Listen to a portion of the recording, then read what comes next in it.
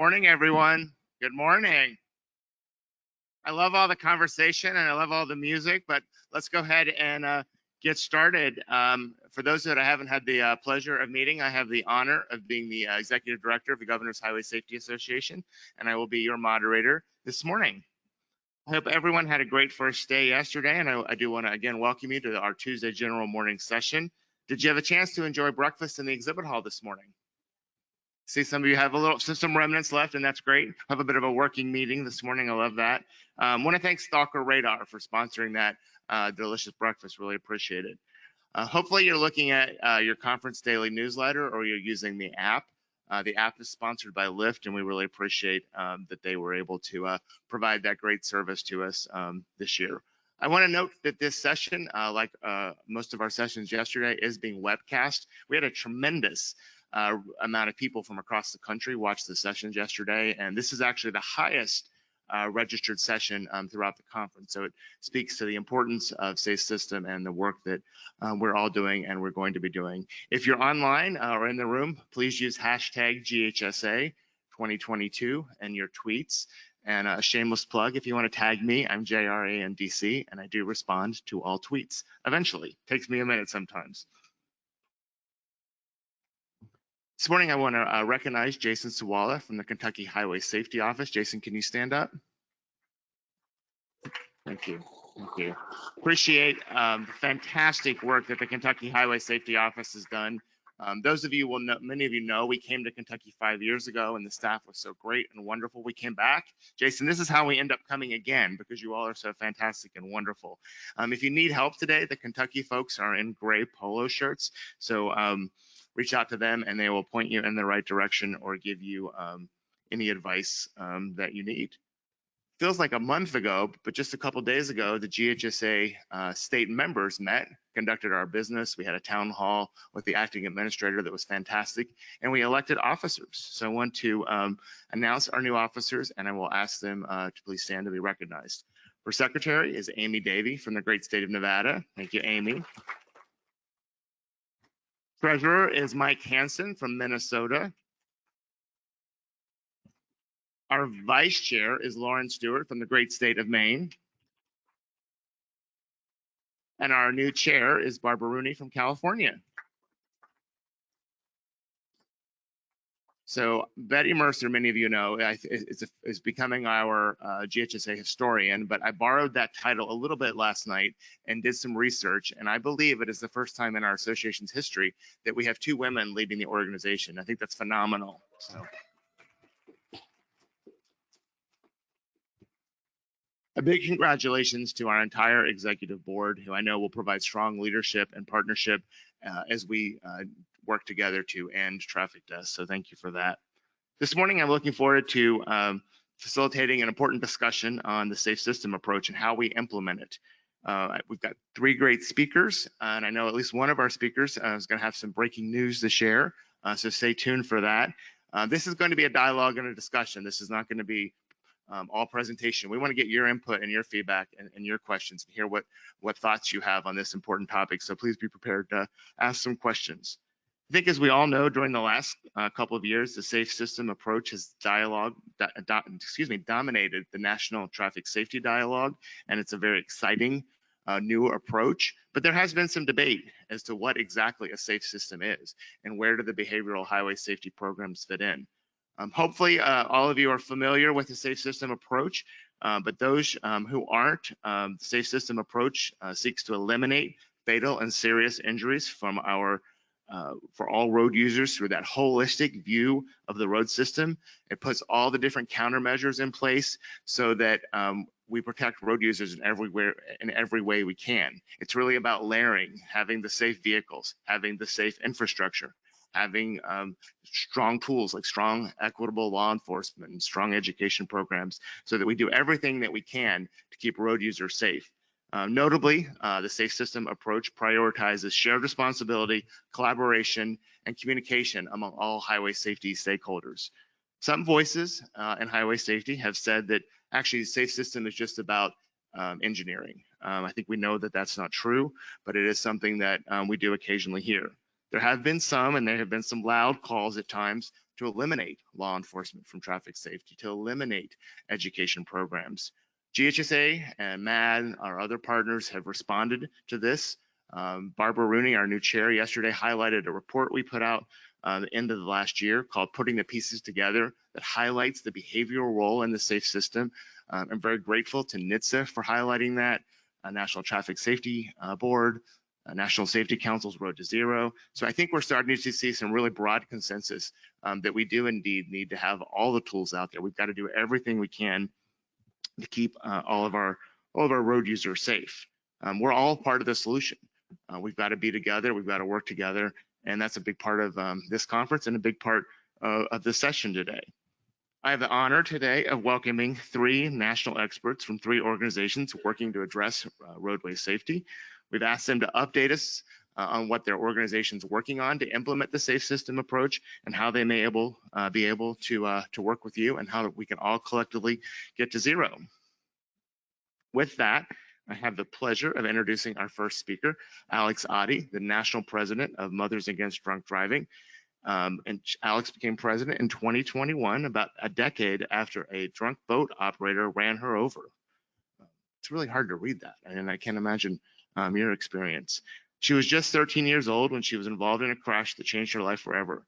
Shortly after that, her family became involved in MAD, and she became a volunteer in MAD.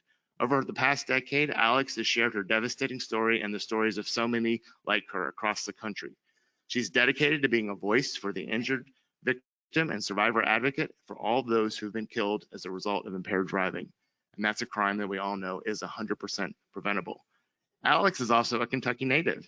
She was born and reared here, and we're really excited for the first time to welcome her to the stage. It's my pleasure to welcome Alex Otte, a daughter of the Commonwealth.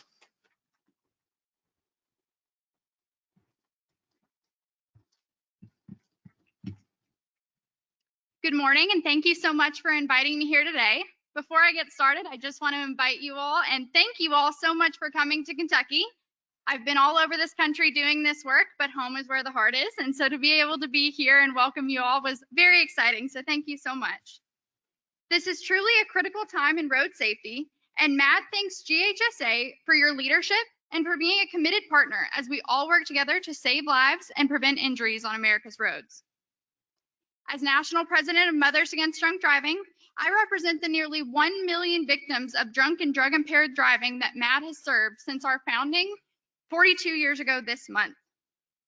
As a survivor of someone else's choice to drive impaired, I can tell you that it's a club none of us ever wanted to join, and the trauma truly never goes away. MAD has a long and rich history of victims and survivors sharing our stories to make meaningful change.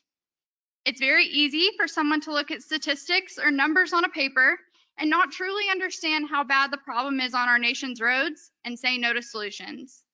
It's very difficult when someone is looking you in the eyes and telling you what happened to them. This is why drunk driving victims and survivors have been so effective. We know that our power is in our stories. As painful as it is every single time, we know that our victims and survivors continue to share their stories as a part of our healing and of making sure that those who are killed and injured as a part of this preventable crime will be remembered. Sharing the story of deep trauma is never easy, but we do so with the hopes that the injuries suffered and loved one killed as a result of someone's choice to drive impaired will not be forgotten, and that our stories will not become someone else's story. Drunk and drug-impaired driving does not discriminate. Every person killed or injured was someone's friend, child, spouse, parent, grandparent, sibling, or colleague. Each one of us had a life and plans and hopes for a future before everything changed, and each of our stories represents so much more than just a number. But the numbers do tell a story of their own. And for the past 3 years, they've told us that we are in a time of serious crisis, with deaths rising at staggering and unacceptable rates. According to preliminary estimates from the National Highway Traffic Safety Administration, 10,000 more people were killed in 2021 than a decade ago. We're talking about an estimated 42,915 lives taken in 2021 compared to 32,479 in 2011. This is unacceptable. After 42 years of victims and survivors sharing our stories to prevent these tragedies, more than 11,000 people are still being killed every single year, and 300,000 more are injured by a choice. I can tell you that as someone who lives every second of every day with the consequences of someone else's choice, profound physical and emotional pain, that every time another crash comes across my newsfeed, whether someone is killed or injured, or someone has made the choice once again to drive while impaired, the trauma from 12 years ago all comes back like it was happening again. I know that a part of that is PTSD, but part of it is a devastation that we haven't stopped it yet. Imagine that, when cars are getting safer every single day.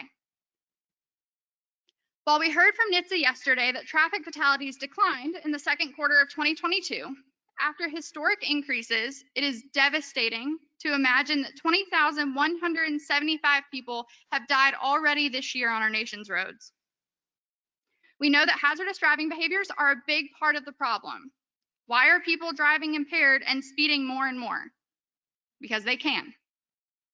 We, as a community of leaders charged with finding solutions, must act now. We know that there are proven ways to reduce risky driving behaviors, and we must do more.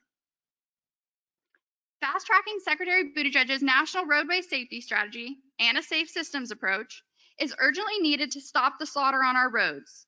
It's more important than ever as we work together to reverse this terrifying trend. Victims and survivors need to be included. I'd like to focus on two parts of the safe systems approach: safer people and safer vehicles. From Matt's perspective and my perspective as a law enforcement spouse, fair and equitable law enforcement is the immediate option for reducing traffic deaths and injuries in the very near term. Like I said, people drive impaired because they know that they can. In order to change behavior, we know that people need to believe that there will be consequences for their illegal and dangerous decisions.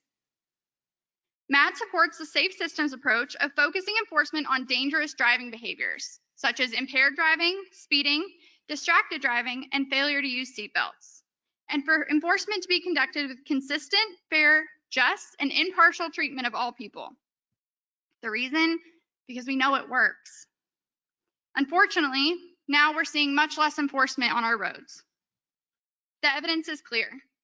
DUI arrests dropped 20% from 2019 to 2020. General traffic enforcement is also down. From 2019 to 2021, traffic stops decreased by almost 33% in states with publicly available data. It should come as no surprise to us knowing this, that traffic deaths have risen and are at historic levels. We know that visible law enforcement is a general deterrent and our first line of defense against drunk drivers. We must work together and look to best practices for fair and equitable law enforcement so that it may continue and be revitalized. We know what works: strong laws backed by highly visible, equitable enforcement and education. Examples of highly effective enforcement and education campaigns, including Drive Sober and Get Pulled Over, which runs from the busy summer season through Labor Day, and again during the December holidays through New Year's, or Click It or Ticket, running before and during the Memorial Day weekend, which has helped increase overall seatbelt wear by 90%. We need to recommit and even expand the countermeasures that work while working toward long-term solutions outlined in Secretary Buttigieg's National Road Safety Strategy. The crisis is here, and it's here now. The past 3 years have been devastating for families and communities for so many reasons, and we've seen the effects on our roadways. One death or one injury on our nation's roads would be far too many, and we know that the majority are 100% preventable. Research has shown that enforcement is effective and that enforcement specifically focused on hazardous driving behaviors can be done in a way that is without bias toward any community. MAD looks forward to being involved in this important discussion. The safety of our communities and the effectiveness of our law enforcement partners depend on a comprehensive understanding and alignment of roadway safety and equity. Enforcement is one of the many aspects of the multifaceted safe systems approach. I want to talk specifically for a few minutes about countermeasures that will prevent deaths and injuries caused by impaired driving. In addition to high visibility enforcement as a general deterrent, a highly effective countermeasure is the ignition interlock, which I know many of you are familiar with and have been involved with in your states. These in-car devices, installed on the cars of repeat drunk driving offenders, have blocked almost 4 million attempts to drive drunk in the past 14 years. I was proud to help be a part of passing an all-offender ignition interlock here in Kentucky, my home state, and I worked with many of you in this room when we did so. 33 other states and Washington, D.C. now require ignition interlocks for drunk driving offenders, beginning with the first offense. MADD's goal is to pass these laws in every single state, and I want to thank the so many partners that MADD and our victims and survivors have worked with and will continue to work with to pass all offender ignition interlock laws and greatly reduce drunk driving offenses. MADD is constantly reviewing the implementation of these laws because we want to see as many convicted offenders as possible using an ignition interlock. I'd also like to talk about safe vehicles, another component of the safe systems approach. Raise your hand if you can remember a time when you were leaving a restaurant or a party, a concert, or a football game and saw someone that you knew wasn't safe to drive home. I think we've all seen that. I've met and talked with many people who were in that situation. They tried to stop someone or were met with resistance or just didn't know what to do, but the person drove off anyway. All too often, someone driving to or from work, from school, or just running errands are needlessly, tragically killed or seriously injured, all because someone made a choice to drive drunk. What if we could take away that choice to drive impaired? Technology exists right now that can do that. Auto companies have been developing these technologies for decades. Toyota and Nissan both announced impaired driving prevention technology development in 2007. The Driver Alcohol Detection System for Safety, or DADS, started in 2008 and reports that its systems will be available in 2024 or 2025 and at a cost of just $200 per vehicle. Over the past 3 years, Volvo and Subaru have announced that they have driver monitoring systems to prevent impaired driving. And just this summer, Hyundai Mobis announced details on their new passive alcohol detection technology. MADD is excited by a law passed in November 2021 that calls for NHTSA to issue a requirement for the installation of passive advanced impaired driving prevention technology as standard equipment in all new vehicles within 3 years. You will hear more later today about MADD's War Room effort of victims and survivors who strategized weekly, met with elected officials, submitted op-eds to local newspapers, spoke to media, worked together and supported each other through an incredible feat of obtaining bipartisan support and getting this passed into law. This all happened because of the courage and willingness of victims and survivors to bare their heart and share their story with essentially strangers and members of Congress, in hopes that a day will come that what happened to us won't happen to anyone else. The passive technology will be different from an ignition interlock, which is installed aftermarket as a punitive measure for drunk driving offenders. The driver will not have to blow into a device, and nothing about the driving experience will change for the unimpaired driver. It will be a standard feature in cars, like backup cameras, seatbelts, or airbags. I want to emphasize that we need both of these technologies because not everyone buys a new car as soon as they come out. Ignition interlocks are still a huge part of our strategy and a huge part of what will help us put an end to this problem. Like many of our long-term strategies, the implementation of the standard equipment in car will take time. We expect to see the first cars rolling off the assembly line with this new technology around 2026 or 2027, according to the law passed in November. As I've said before, this legislation is the most significant in MADD's history in terms of lives saved and injuries that will be prevented. These systems have the potential to virtually eliminate drunk driving when they are fully placed in the vehicle fleet as standard equipment. The legislative requirement is technology neutral, meaning that NHTSA can require alcohol detection, driver monitoring, driving performance monitoring, or some combination of these technologies. We're hopeful that new standards created by this rulemaking may also serve to reduce injuries and deaths caused by other forms of impairment, drugged driving, drowsy, or distracted driving. These developments give victims and survivors hope that we will reach a day when no other family or community is forced to face such a tragedy by being impacted by impaired driving. whether they lose someone or they're forced to live the rest of their lives with the consequences of someone else's choice as I have. I can tell you that even though I'm the youngest national president ever of Mothers Against Drunk Driving, I still never imagined that I would see the end of drunk driving in my lifetime. I knew I'd work for it forever, but I thought that day would come for my grandkids or their grandkids. Now I do. And it wouldn't have been possible without the courage and dedication of so many people, so many in this room, and so many victims and survivors across the country who got involved.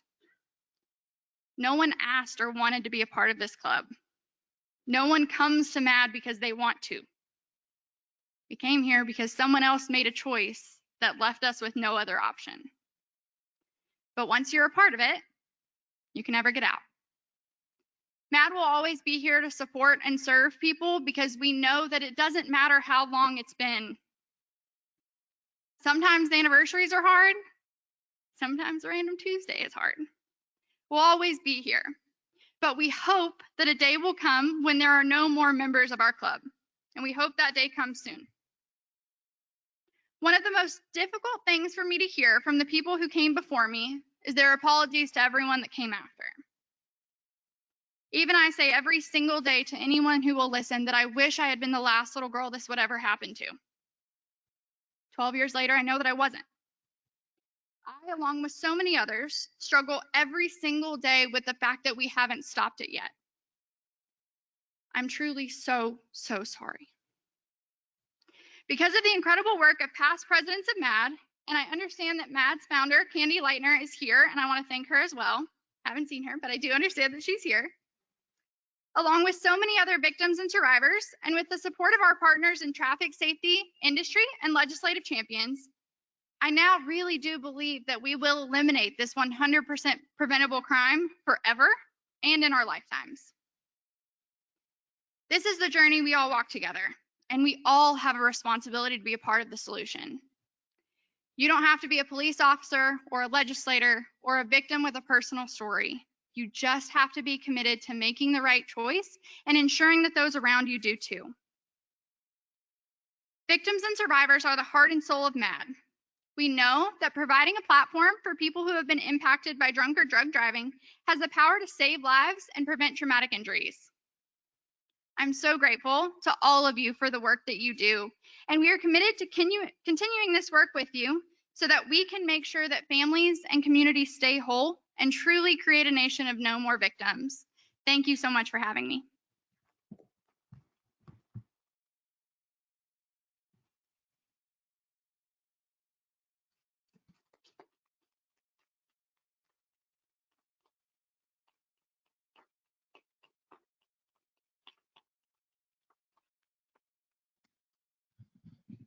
Wow, indeed. Thank you for reminding us, Alex, why we're here. Thank you for all that you're doing at MAD. Thank you for your support as being a spouse of law enforcement. We all know how risky and difficult it is to be in law enforcement these days. And I do see Candy Lightner. So Candy, would you stand up? Founder of MAD and We Save Lives. Thank you.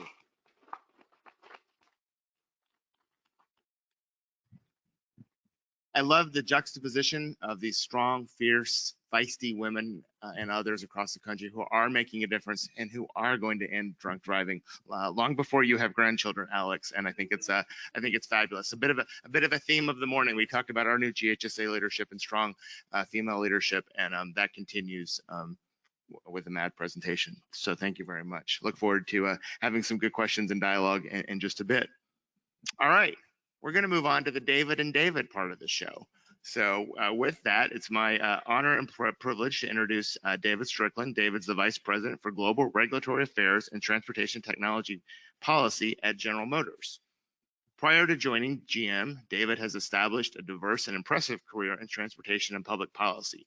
He served as Senior Counsel and Staff Director for the U.S. Senate Commerce Committee. He was a partner at the firm Venable in Washington, D.C. in their transportation division. Prior to that, as many of you know, he was the 14th administrator of NHTSA for 4 years. He is a multiple offender of coming to the GHSA annual meeting and taking the stage.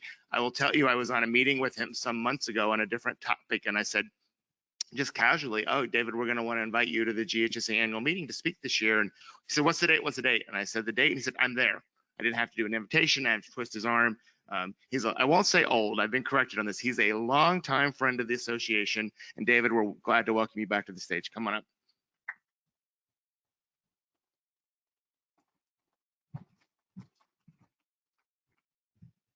It's good to be back. And it's good to see some of my former colleagues right in front of me. Hey, Chris. Hey, Maggie. And it's been it's literally old home week. Less of me, more of you is the important thing here. So I'll make my remarks very brief, but I want to touch on a couple of things. First, the importance of not only the safe system approach, but the importance of all of you. The GRs are foundational and they're essential. And I learned that very quickly when I first took office at NHTSA, in that we provided the resources and the foundation for you all to do the work that you do. And I had a special sort of background in that I was the lead drafter for Safety Lou, the highway bill back in 2005. Smash cut to 2010, I'm the guy that has to implement the thing. Bad career choice. A number of you had lots of questions about NHTSA's interpretation of that then law, the challenge that you faced in sort of getting the money out on the ground. And I decided at the time I would make myself available to all of the governor's representatives in a one-on-one session, closed door, no holds barred. One of my greatest inquisitioners is Mr. Casales, sitting right over there from the great state of Oregon. And I wondered how wise it was to do that town hall. I did it for the next 3 years as well. And I'm glad to hear that I have left a legacy of other administrators to get tortured by you with the mistakes that they make. But it really is an honor to be here. And I want to talk a little bit about why the safe system approach is absolutely foundational. Cars have gotten safer. Cars have gotten a lot safer. I'll give another point of personal privilege. I was involved in a very intense crash this past April. I hit a deer at 65 miles an hour on I-95 just outside of Richmond, Virginia. I walked away with just an abrasion on my left hand from the airbag. Deer didn't come out so good, but that's the issues that we're facing. We're better in crash worthiness. We're better in crash avoidance. Why are the numbers going up? Because you still need behavioral support and education, because you still need law enforcement. Unfortunately, a lot of the things that we lost during the pandemic, so many people, so many loved ones, we also lost our social contract that we all had with each other in driving. And I've read a number of psychologist reports, things of that nature. Because of all of us being isolated, we have sort of broken those bonds that we have typically comported ourselves with, and especially as part of the driving task. So the layering of the behavioral issues, the layering and the need for law enforcement to show that there's consequences, pushing the technology, leveraging and using data for us to make safer roads is all incredibly intense. I'll take my first slide, please. I'm going to share a small secret. As administrator, I was not a fan of towards zero death initiatives. The reason why, and my staff knows this because they've heard me about this time and time again in my office, but I was always polite about it out in public. The reason why I was never a fan of these things, because what is the vector for us to get there? At the end of the day, I'm looking at, we lost a 55-mile-an-hour national speed limit. We've lost the ability to interlock belts. We have had incredible punishment for automated enforcement. I can't put people in 5-point harness belts. I can't make people wear helmets. And you're asking me and my agency to get people to zero. I'm getting to zero with one hand behind my back. So I wasn't a fan. But today, in 2022, and Alex did a fantastic job talking about the technology vectors and getting us to tight impaired driving. But there's so many things that we're able to do technologically to help support the behavioral side of the driving task. For us at GM, getting to zero crashes, and we talk about all of the ADAS systems, or the automated or automated driving. And we're talking about all of the things that we've actually, believe it or not, if you have a new GM vehicle, some of you, hopefully all of you should have new GM vehicles. Yeah, we have a belt interlock system now. Now, it doesn't sustain to keep you from driving the car. It basically keeps you from driving the car for the first 30 seconds. But it is a great reminder in the numbers that we have shown to prove it, that it works. People are in a hurry. People are impatient. They're like, I'm not going to wait 30 seconds. I'm going to buckle up. Talking about backing crashes and work that we've done at the University of Michigan Transportation Research Institute. And there's a number of other instances I can talk about here from a technological standpoint. But for us to get to no one has a crash in a GM vehicle is something that my team and a number of folks are here in the room, and all of my colleagues back in GM, are almost 200,000 of them across the world, are working to get there. Zero emissions, I'll touch on it briefly because I also believe that not only the crash mission is important, but clean air is important. And getting us to an all-electric future is paramount. By 2035, we will have our entire light-duty fleet will be electric, which is something that has me working really hard every single day. Last but not least, zero congestion. We're talking about you eliminate crashes and all the other things we're talking about. Hopefully, we'll be reducing congestion as well. So the safe system approach, the layering of these things is essential. We can't drop the lead on any of the components that we are currently working. And I want to thank GHSA and the fantastic report, which underline all of that. At GM, we have a behavioral program that we use for education called Periscope, which is absolutely paramount in us pushing the messages. And our work that we have done with Safe Kids Worldwide for child passenger safety, our work with MAD, our support of the Dads initiative, and frankly our own work in terms of making sure that people are driving aware and alert every single day is foundational. So it's fantastic to be back at GHSA. I feel like there is a Steve Martin / I think there's a couple other folks in Saturday Night Live that have the highest number of host appearances on Saturday Night Live. I think me and Debbie Hersman are like neck and neck, or I might have taken the lead with this appearance. So thank you for making me number one once again. I appreciate it. And thank you all for the hard and blessed work that you all do. Looking forward to your questions.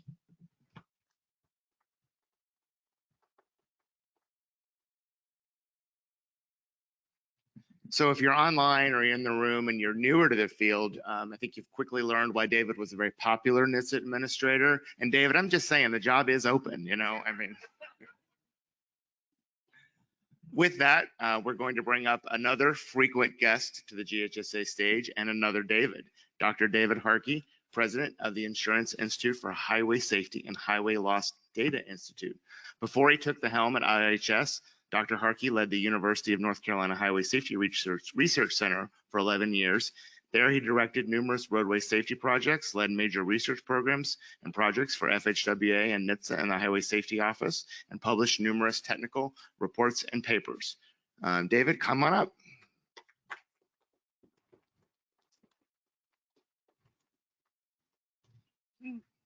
Thank you, Jonathan. So David compared himself to Steve Martin. I am not Martin Short.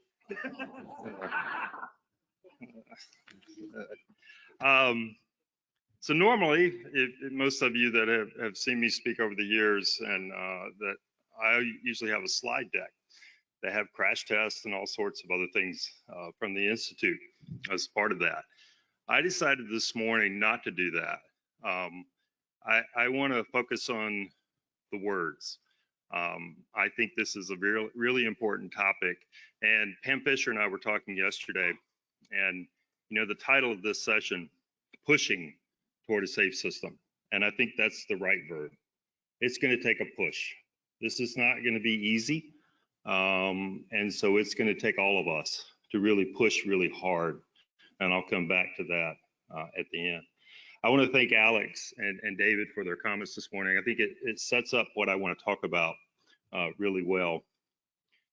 41,915 lives lost on our roadways, a number that's been cited over and over for the last several days here at this meeting. a number that is just simply unacceptable by any of us that work in this field. It should be unacceptable to anybody that drives. It should be unacceptable to anybody that walks or bikes or travels in any way in this country. But it's not. We're not there yet. A lot of media coverage has focused on what's happened in the last couple of years when it comes to traffic crashes, traffic fatalities, what the pandemic has done in terms of increasing our numbers, particularly associated with speeding, with impairment, with people not being buckled up. And there is no doubt that the pandemic exacerbated the problems on our roadways and the challenges that we face. But we've been trending in the wrong direction for several years, and Alex actually referred to this. You know, we hit a low point back in 2014. We had under 33,000 fatalities at that time. We had a fatality rate, 1.08 fatalities per million vehicle miles traveled, lowest in our history. And we've been going in the wrong direction ever since. So this is not something that just started in the pandemic. This is something that's been going on for a while, and we've got to figure out how to reverse those trends. So how do we change that? Can a safe system approach be the answer? And can this new way of thinking get us to the goal of zero fatalities? Just a few years ago, the safe systems idea for road safety was literally a foreign concept. This was an approach that was utilized in a handful of nations around the globe, places like Sweden, Australia, the Netherlands. And it was often presented at safety conferences and events in the US and around the world. And it was championed in those countries. It worked well in those countries, but often met with skepticism here in the US. There were multiple meetings that I was in over those years where you would often hear those comments of, yeah, it works there, but it will not work here. And that was the attitude for a very long time when it came to thinking about a safe system. So what changed? And how did we get to where we are? A little bit of a history lesson here. In 2016, a National University Transportation Center was established at my former place of residence, the University of North Carolina's Highway Safety Research Center. The mission of that particular center was to advance transportation safety through a systems-based approach, really building on some of the things that were going on in other countries, as well as what was going on in public health and what they've done there. Working with multiple partners over several years, stakeholders have now bought in to the safe systems principles, including the fact that no person should die on our roadways when they simply make a mistake. That is foundational to what we're trying to accomplish here. That concept has now taken root with the culmination being inclusion in the US DOT National Roadway Safety Strategy that was released earlier this year. So moving to a new approach and a different way of thinking is not without precedent in road safety in the US. So I want to give you a little bit of hope as part of my comments this morning. So come with me on a journey that started 30 years ago at the Insurance Institute for Highway Safety. A decision was made in 1992 to build a vehicle research center where we could begin testing and evaluating new cars, new vehicles regarding their occupant protection capabilities. NHTSA had a program in place, the NCAP program in place, but it wasn't as rigorous as we thought it needed to be. So we started something new. It began with a single evaluation that we call the moderate overlap test, where a portion of the front of that vehicle strikes another vehicle or strikes a fixed object. And automakers initially balked at this test. They even ridiculed it, saying it didn't represent real world crashes. And they resisted, but they eventually came on board and began to seriously evaluate the results and improve their vehicles and improve occupant protection. And at the same time, the IHS media machine informed consumers about the injury risk associated with different types of vehicles. Former President Brian O'Neill was a fixture on the news show Dateline during this era. And he didn't hesitate to point out the vehicles that performed well and the vehicles that did not perform well. And you did not want to be on the latter part of that list. And so that got a lot of press. It changed a lot of minds. It got consumers aware of how vehicles differ. And so it was a really important time for us. And then as time passed, we added more tests to evaluate how occupants were protected. And we now, crash vehicles, we test them if you're struck in the front, if you're struck in the side, struck in the rear, if you roll over. We have 6 different tests that we run now on every vehicle we evaluate. And we maintain ratings on more than 200 vehicles, models.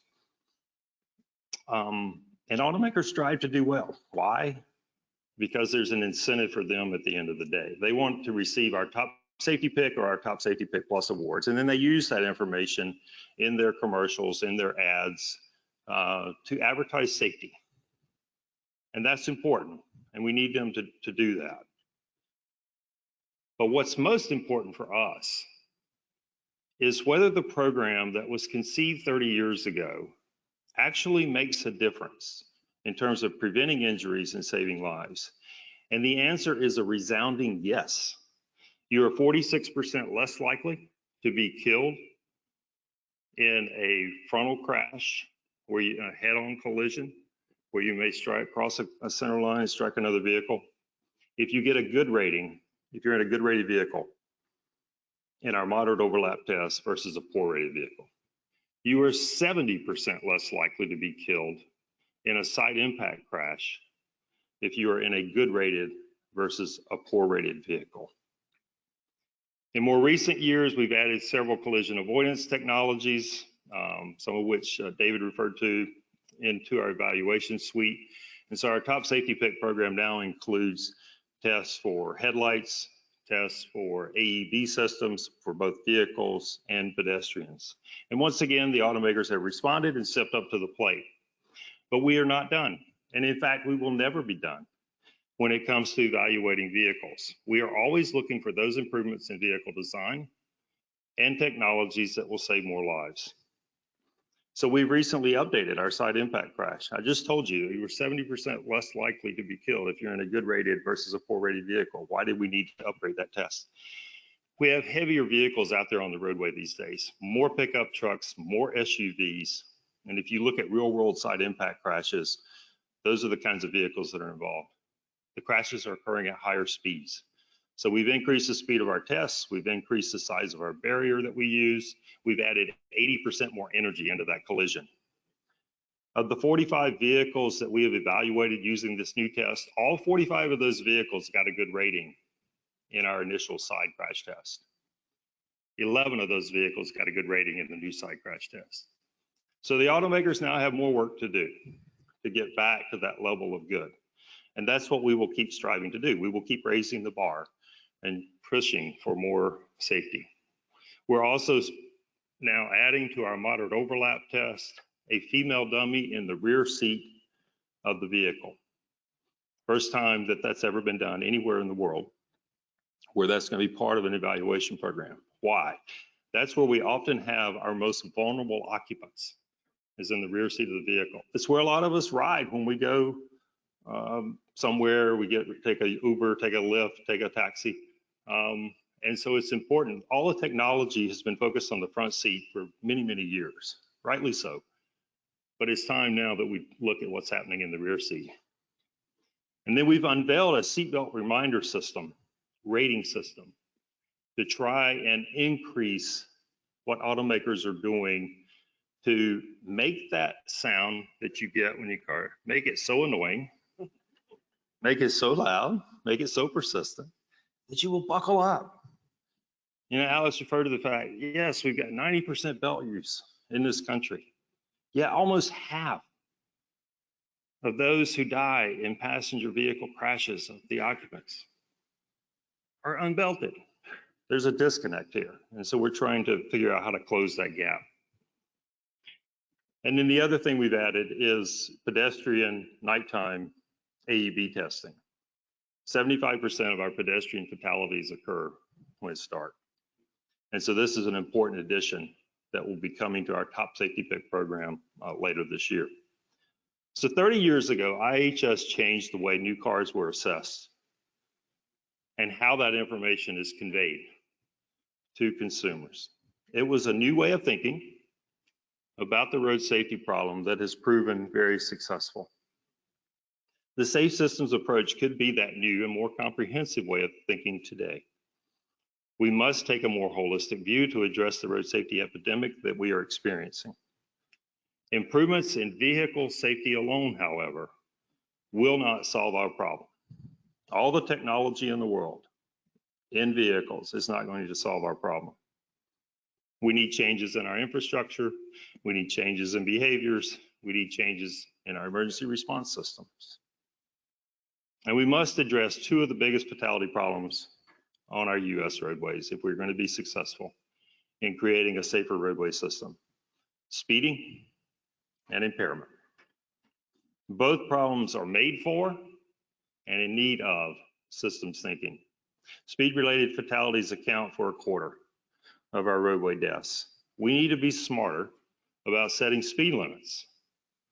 We know that lowering the speed limit can dramatically reduce speeds on most of the most egregious drivers, giving them more time to respond and reducing the severity of crashes. We have lost almost 40,000 lives since we removed the national maximum speed limit in the early 1990s.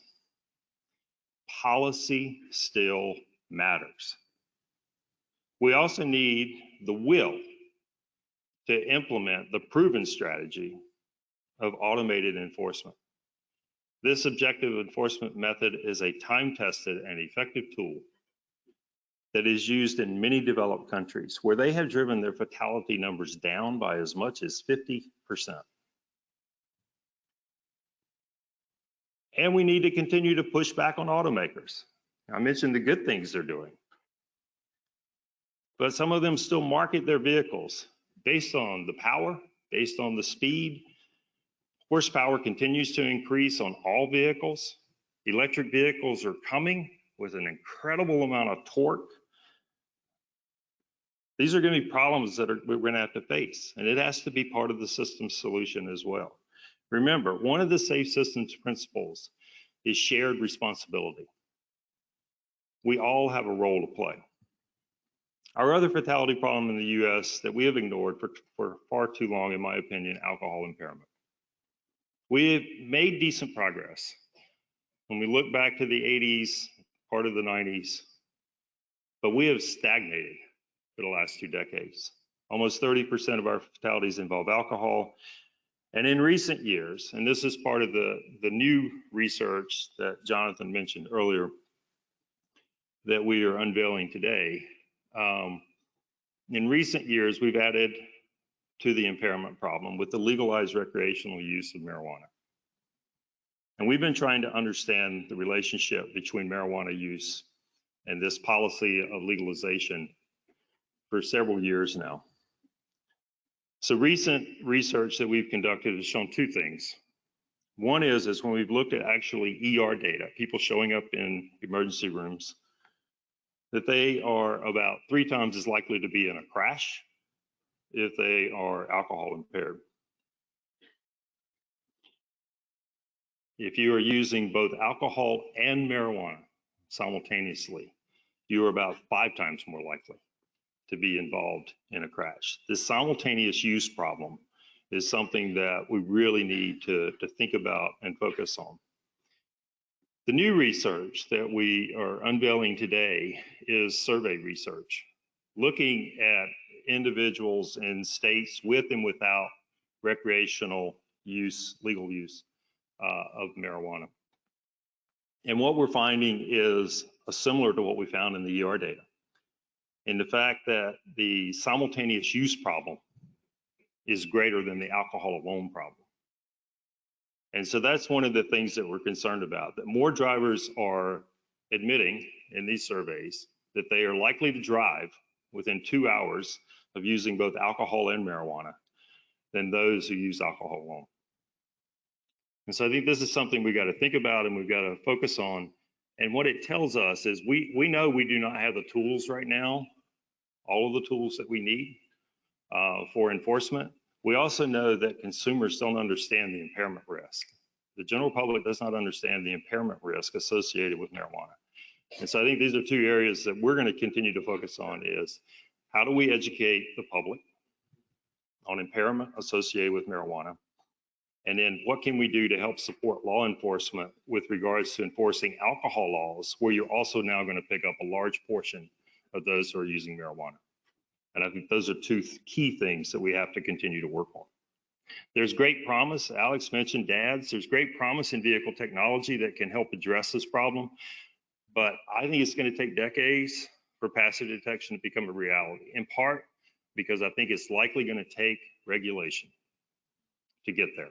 I don't know that we're going to get the automakers there without it. And this is something we're going to have to work really, really hard on. In the interim, let's implement today's technology that she was talking about. Simply requiring broader use of ignition interlocks can reduce fatal crashes involving impaired drivers by 13%. And finally, we have to do more, as I said, to educate the traveling public when it comes to impairment, particularly when it's related to marijuana. Words on paper, such as we have now in the US DOT National Roadway Strategy, is the easy step. Turning those words into actionable strategies and tactics is now the hard part. I was thinking about David when he said he had written the bill and then he had to implement it. Well, that's where we are. That's exactly where we are. So we've got this strategy, we've got these nice words in there. Now we've got to implement it. We need everyone to be engaged in implementation of this approach, of a safe systems approach. That includes engineers, law enforcement, policymakers, legislators, community advocates, public health practitioners, road safety professionals, and the general public. All of you that are sitting in this room. Remember, one of the principles of a safe systems is intervention redundancy. And that redundancy begins with buy-in from all parties and constant communication about the road safety problems in your community. And that's really important. You need to focus on your community.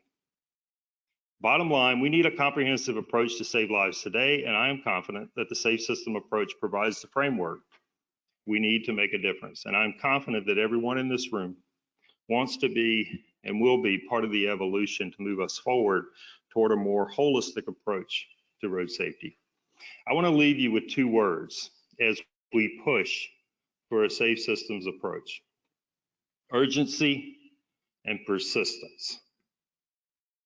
We are at an inflection point with respect to road safety, and it is urgent that we take advantage of the opportunity to think differently and respond more effectively. But we will need to be persistent. It will take time for this new way of thinking to make its way into the philosophical fabric of all our organizations and the minds of the general public. We must be prepared for the long journey, knowing that we will likely be pushing uphill, a very steep hill at times, as we move forward on this journey. Thank you.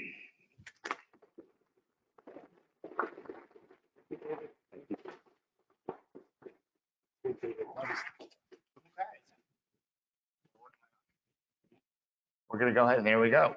Thank you, David, and for that reminder. And I love that you ended with the word persistent, because we're going to have to be persistent for sure if we're going to continue to make progress and bring the change that we all so desire. I do want to get to some audience questions, but I am going to start with a couple of my own before we do that.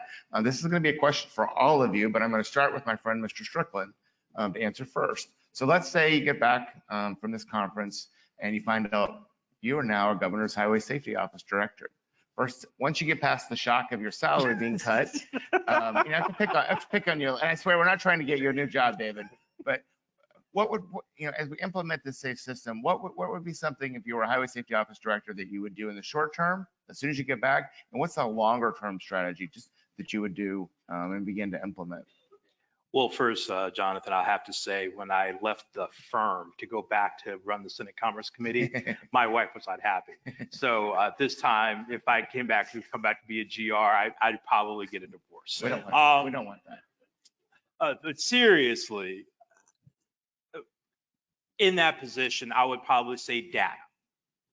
I think in terms of thinking about a safe system approach is trying to figure out and delineate where your risks are and then how do you build a plan to attack them. For example, for us at GM, we have a partnership with a company called INRIX, where we have created a program called the Future Roads Program, where we have worked with, I believe with Utah was where we started our pilot, now we've gone broad, where we are identifying and pulling together data across all aspects of a roadway safety system and risk created on roadways in particular jurisdictions. And as David said, you have to focus on your community.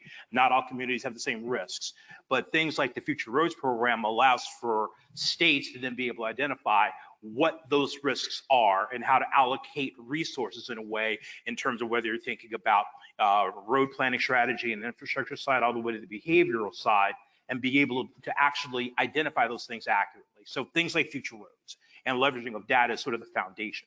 And then secondarily, which sort of flows from that, build your program. You know, for when I was at NHTSA, it is, you know, the list is long. And how do you sort of get the most bang for your buck?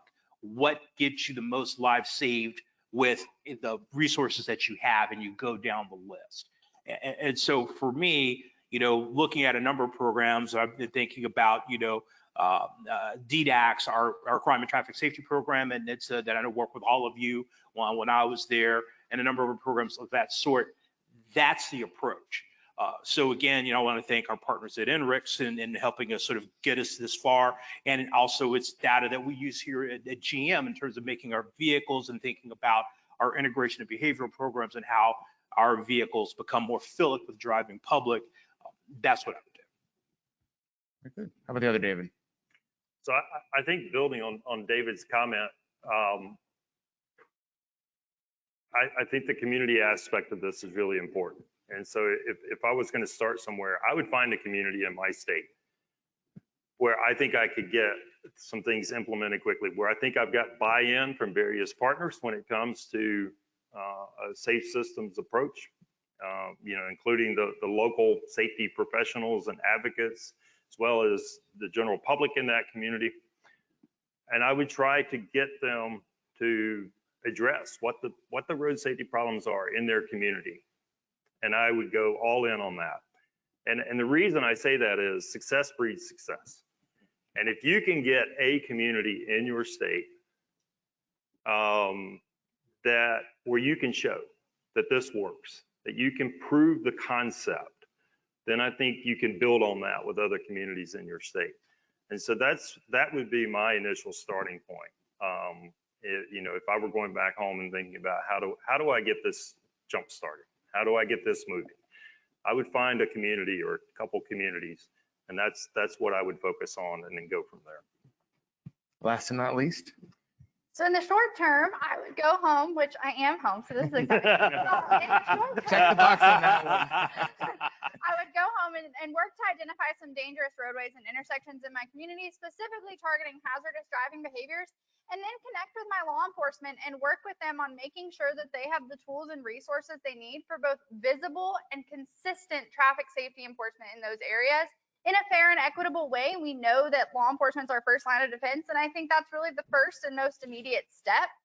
In the long term, I would ask my governor and leaders in my state to send a letter of support to Secretary Buttigieg for everything we're working on right now, trying to reinforce that sense of urgency, but also to garner public support. I know that one thing we talk about a lot is that unless someone has been impacted personally or works in this every day, they don't get it.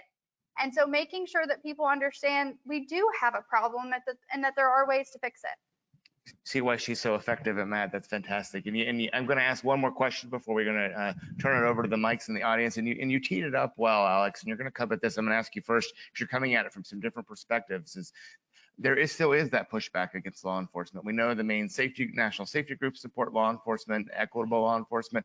What can we all do in this room to make it more equitable, make it more fair, and thus get some more public support? I think we have to work together on best practices. That's something that we all come at this from different perspectives, the law enforcement perspective, an equity perspective, advocates. We all have to come together and work toward best practices because we know that law enforcement must be done in a fair and equitable way, but we know that law enforcement must be done. Yeah. I liked it earlier when you said, why do we support equitable law enforcement? Because it works. It's far more effective than anything I've ever said. So thank you for that. Mr. Strickland. Sure. Actually, I lived that as administrator as well. Maggie put me on the road and we were talking about our primary belt enforcement program. And there were some states that simply just would not take the money and try to pass a primary belt program. One of the foundations of that is because of communities of color were not trustful of having a belt program of that nature because it would be used to leverage and do other things. I had to go in, and I think this is one of the more effective approaches, I think, is you're going to have to not only just sort of to talk about equitable enforcement, you're going to have to reach out to those communities that are most impacted by inequitable enforcement and have those conversations, talk about the numbers, talking about the fact of how also too the numbers in terms of crashes and injuries and fatalities also cut the most negatively against those communities. So frankly, communities of color, Native American communities, et cetera, they're the ones that suffer the most from these types of crashes. And how to sort of show the numbers, have transparency in terms of how these laws are being enforced, good training, and I'll talk about all of that. But it isn't just sort of like talk to everybody. Go to those specific communities and explain it, and then go broader. Doctor? So I think I mentioned we were at an inflection point, and I think we're at an inflection point on the enforcement side of things when it comes to road safety, probably more so than some of the other areas. We can't lose effective tools that are in the toolbox right now. That's a mistake. And so I think we have to continue to try and make sure that when we're doing things like high visibility enforcement, that we're doing those things in an equitable way that have been discussed. And I think that's really important. I also think this is the perfect time, and this is probably the opportunity that we don't get very often, to talk to the legislatures about automated enforcement and how it can be that objective, equitable tool implemented correctly. You still have to take care of how you implement this in an equitable way. But this is an opportunity to try and convince legislators that this tool is not just about road safety, but it's about objective enforcement as well. I mean, there are multiple aspects of automated enforcement that I think may now play better with policymakers and with legislators than it did previously. Let's take advantage of that and see if we can get some movement in some of the state legislatures. Hey, John, just really quick, want to follow up on what David said. One of the great ills in our lost opportunity for automated enforcement was because we weren't using it for safety specific purposes. Unfortunately, a lot of folks made decisions to use it as a revenue raiser, and it wasn't intersected with why we are doing this. And we frankly lost the ability to do it more broadly. Dr. Harkey's absolutely right. Here is our chance, is like, if an eye in the sky takes a human element out of it, let's have this conversation about it, and let's make sure we apply it in a thoughtful way. But I think what Dr. Harkey said is absolutely pitch perfect. I always think Dr. Harkey's pitch perfect, so that's he is always pitch fantastic. perfect. All right, enough of me. Let's go to some questions from the audience. You've got a lot of experts up here. Questions about the safe system approach. Question about maybe something you're doing in your area. I have a question. Go ahead. I'm Jeff Larson. I'm the Director of Highway Safety in the Commonwealth of Massachusetts, and this is for Mr. Harkey. The work you've done to improve vehicle safety is amazing in this country. And you mentioned something about working with pedestrians and trying to improve things for pedestrians and crash avoidance. Has IHS considered ranking vehicles based on the damage caused to pedestrians? In Massachusetts, we lose about 25% of our fatalities to vulnerable road users. And I just wonder if there has been that consideration for protecting pedestrians in terms of the crash rankings.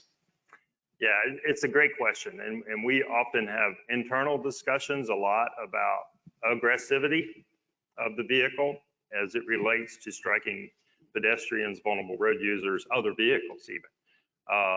And so it's, vulnerable road users are part of that mix.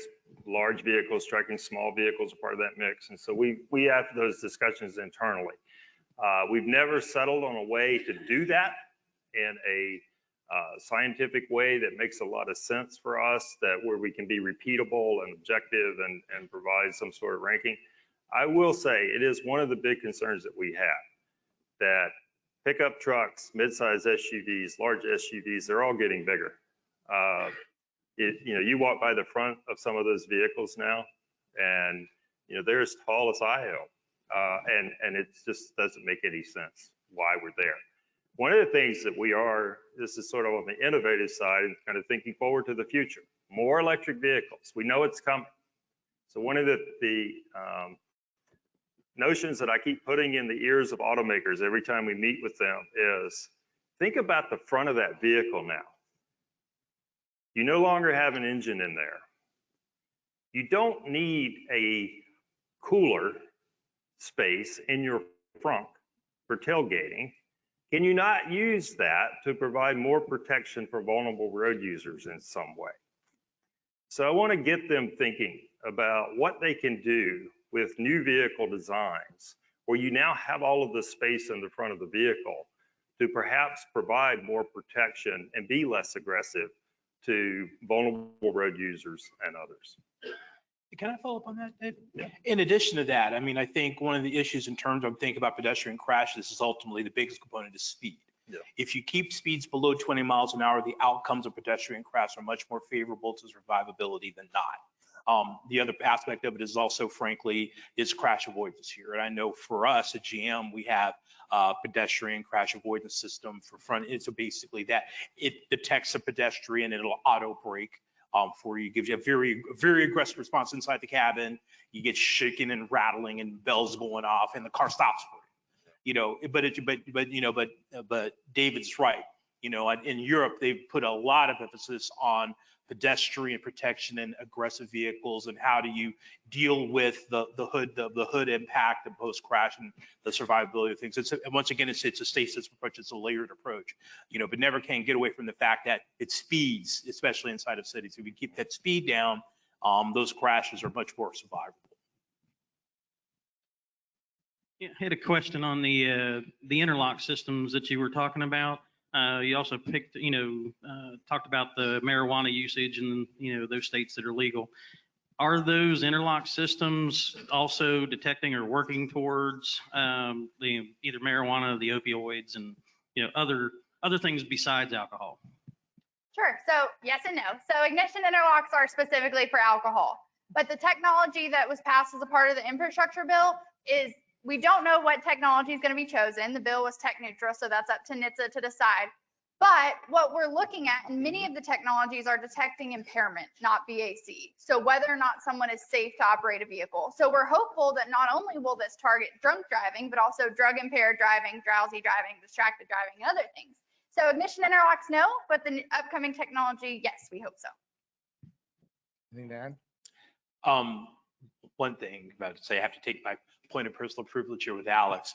Is like, I was a former MAD board national chairman, number one, so I'm intensely fixated on that.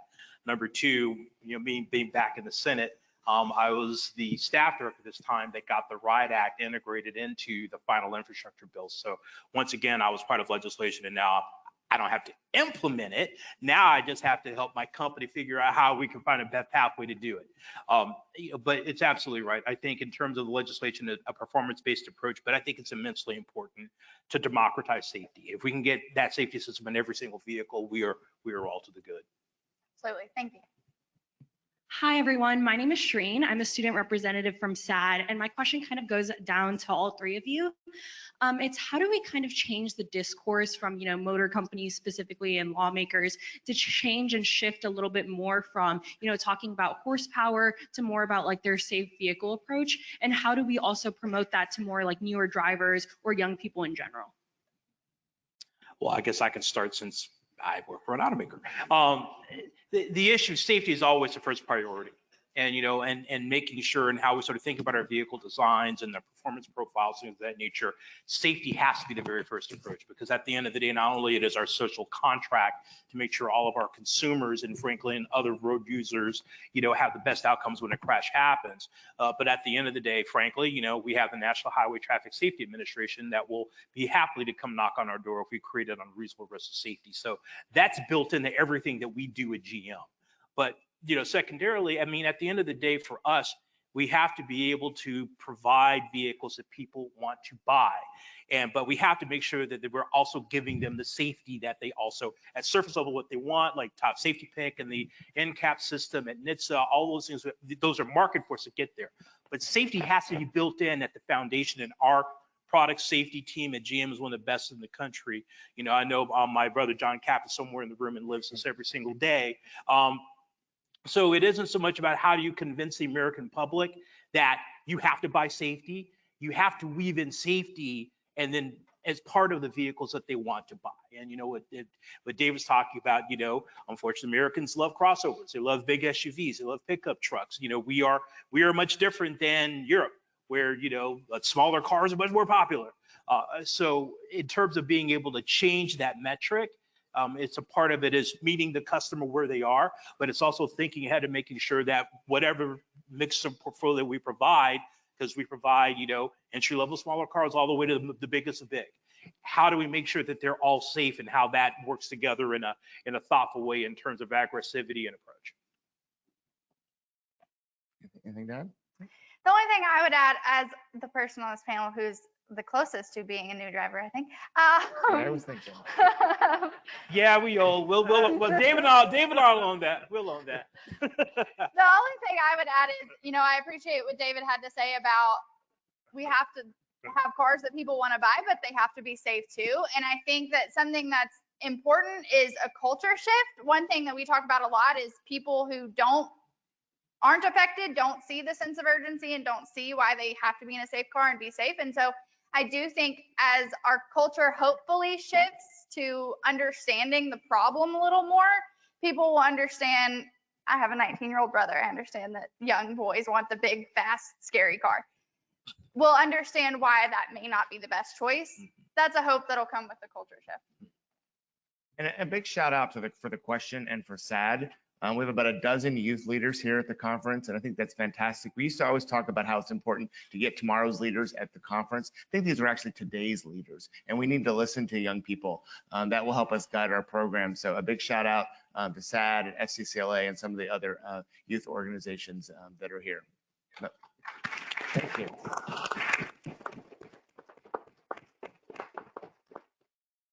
Another question? Good morning. John. Do I have a mic? Yeah, I do have a mic. Good morning. Welcome. I know a lot of you guys. John Saunders, Service Director of DMV's Virginia's Highway Safety Office. And David, I think you know where I was with DADS when it first came out, and I still have tremendous support for that program and what we're doing in Virginia. And there, I think George Bishop is here this morning from DADS. So if you get a chance to talk to him while you're here, talk to him. I think he can tell you a lot what's going on with our DADS program. I'm standing. I have a question I'm supposed to ask you, David. Yes, sir. But let me tell you, I said to NHTSA administrator that I consider this a wow moment. I consider DADS a wow moment. Those moments, the tipping points that I've seen come along with what we've talked about with the Institute for Highway Safety. Those are all tipping points. We're at that point right now. I call it a tipping point where, instead of there's you said an inflection, I call it a tipping point. Same difference there. The issues we're talking about, Black people, poor people should not be dying disproportionately in auto crashes. So all the things we're talking about here and what we're going to do with vehicles and all those type of things, that's not going to impact them very much. And I say that because most of them won't be able to afford these vehicles for many years. That said, the problems we were dealing with are systemic in nature. Systemic in nature. Those things that cause us to have so many poor people, those systems that have caused Blacks and people of color not to have the same advantages of others. Those systems have to be looked at. We're looking at what's happening downstream from some systematic decisions were made upstream. So we as a people, we as a nation have to look at what happened upstream and get involved in fixing those problems upstream so that we folks downstream can continue to live at the same level as everyone in this nation. So I say that, and I'm going to leave it alone, but I have a sense of urgency within my heart to give everything I have that I have, and I don't have many. I've been doing this for 20 years, just this, after a 30-year military Navy career. But I'm telling you, until my last breath, we have to take care of the systemic issues in this nation. David, for you, my question is, questions for David. Yeah, here you go. You served as a staffer in Congress, as a NHTSA administrator, and now with the leading automaker. If anyone has a pulse on the national highway safety discussion, it's you. What can we expect out of the federal government over the next few years when it comes to highway safety? And you can all answer if you like. I will happily. There's nothing better than, it's been a long time. It was great seeing you. John is my home state GR. So it's also a privilege and an honor to be able to answer this question. Long term, I think, and it really sort of speaks to sort of the game plan at NHTSA, with inputs from federal highways and federal motor carriers, is really sort of speaking to sort of what the national agenda is going to be. When I was there, and I think the arc is going to be, is how do we push crash avoidance technologies, at a faster pace and thoughtfully. One of the things I know that probably David Seaman is going to be doing is evaluating when we get to a point of deeper penetration, like how do you evaluate those automated driving systems, make sure the ones that are, performing the best, perform the worst, and we get that market push. But, building the ability to count. How do you show an effective driver avoid a crash avoidance system? Being able to count it, being able to quantify, being able to build an ability to do the type of analysis and to do simulation work. All of that stuff, the sort of foundation, will turn into what is probably the current legislative push. How do you allow more automated vehicles on the road for not only initial testing, but ultimately thinking about a safe implementation of those technologies to frankly support mobility, whether it's private mobility or shared mobility. But I want to touch one last thing before I conclude my answer, John, in terms of where I think the direction is. I deal with the issue of disparate impacts, not only in the driver crash scenario, but I also am responsible for climate and environment at General Motors in terms of from the policy standpoint. And the focus on what we live on every single day is how do we make sure that we bring everybody along for this transition in terms of our electric vehicles and cleaner environment and affordability. We have a vehicle coming on board next year, the Equinox electric, which is $30,000. And how do we sort of think about that and how to provide support for low-income communities on that side? But it also means, and I said this earlier, it's kind of kitschy, but it's not. It's how do you democratize safety? We really should not be competing on safety anymore. I frankly want all of our competitors to hold the same standard as we do in terms of what's in our vehicles. And that will go a long way to sort of addressing what we are seeing. Unfortunately, fewer people of color use child safety seats at all or correctly. You have higher rates of non-belt usage in those communities. How do we bring everybody in and how do we bring everybody there? Technology helps, but it also means building the foundation and think about our programs, how to address and speak to the people. I know Secretary Buttigieg is talking about doing an infrastructure, pulling down those roads that have divided cities and basically have impacted communities of color and segregated them in a way and give them worse impacts on a lot of things. So your passion is my passion, and I think it's a great question. Thanks for the really thoughtful question. I do want to point out that Mr. Saunders is a native of my home state, which is West Virginia, which is the best Virginia. David, sorry, Dr. Harkey, do you have something to add there? There are a couple of things there that John touched on that I think are important. One is something we continue to push for with all the automakers, and John's heard me say that, John's in the audience, that vehicle equity is I think something that's really needed. Is all these safety systems cannot just be available in the high-end trim levels and the luxury models that are out there on our roadways. We know that's the way the industry works. We know that's where it starts, but it's got to make its way down into every vehicle, every model that a manufacturer produces ASAP. I don't think there's any question about that. These systems work. We know they work. And you saw the slide that David had up there. We have very similar results from work we've done. So we've got to be able to do that. And I think that's really, really important. I think your other question about what's coming with regards to from the federal government in the next few years. I obviously don't have a crystal ball. If I had one, it wouldn't be very good. And I think there's a couple things that have already happened that have been disappointments. We saw the ruling come out with regards to truck underride a while back. And so they followed up with what we have been doing for several years in terms of our underride tests, recommending, yes, test vehicles at 100% running into the back of full frontal crash, 50% offset, but they didn't approve the more severe 30% offset, which is the one that we really need in there. And so there's things like that that we're seeing already where I think there are disappointments in what's coming. And I think that's what concerns me about whether it's passive alcohol detection or any other system, anything that's been there. There's too much soft language in the bill, in my opinion, that's going to give them an out, that's going to give the federal government an out at the end of the day. And that's the reason I think we have to continue, and I'll go back to that word, push really hard, both on the legislative side, the regulatory side, as well as everything we do back at the state and community level. Real quick, yeah. I just have two really quick things to add.